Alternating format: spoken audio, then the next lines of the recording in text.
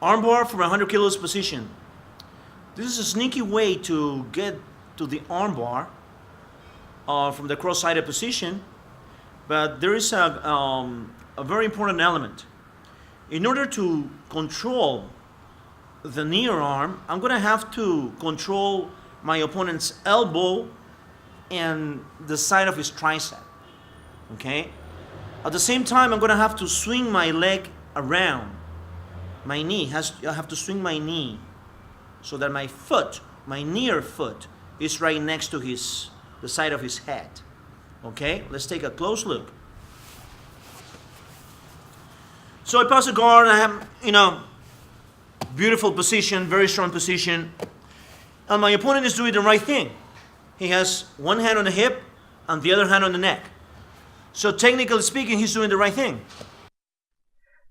What the maestro means by this is when the assistant has his hands on the neck and the waist, he has a great amount of control over the maestro's body, as we have seen in a previous video regarding the armbar. The maestro must regain control by breaking these connections and establishing his own. So, I'm going to bring this hand around and I'm going to grab underneath between his tricep and his elbow. When I do so, I'm going to swing this leg and I want this foot to be right here, right next to his shoulder. Okay?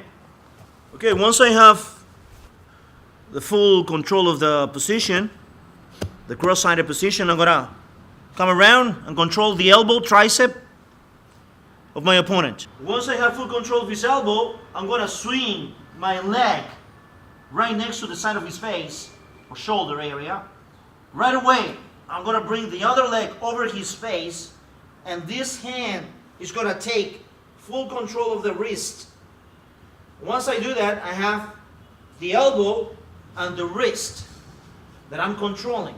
By rotating his legs around the head, the maestro has shifted his center of mass and his axis of rotation from being above and parallel with the assistant's arm to being beside and perpendicular to the assistant's head. Thus, when the maestro begins to initiate the armbar by leaning backwards, gravity will be doing most of the work. At this moment, the fulcrum is at the maestro's bottom, and the force is perpendicular to the maestro's center of mass, which is near the stomach. This optimizes the torque on the arm, since the force will increase the further back the maestro leans. I'm going to align myself. I want to make sure my knees are together, close together. His thumb is facing up. Both hands on his wrist. You don't want one hand here and the other one over there. No, that's not good.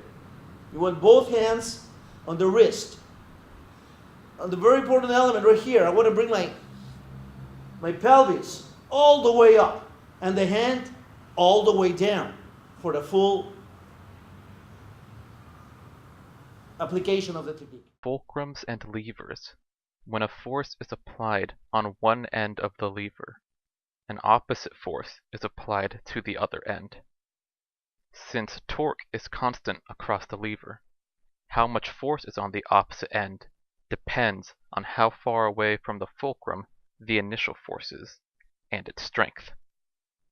At the start of the technique, there is a fulcrum at the assistant's elbow. By keeping the knees tight and pushing his hips upward, the maestro changes the fulcrum from the elbow to the shoulder. By pulling down on the wrist, the maestro is maximizing the torque on the shoulder. The opposite force is now in the assistant's body, thus giving the maestro control of the situation.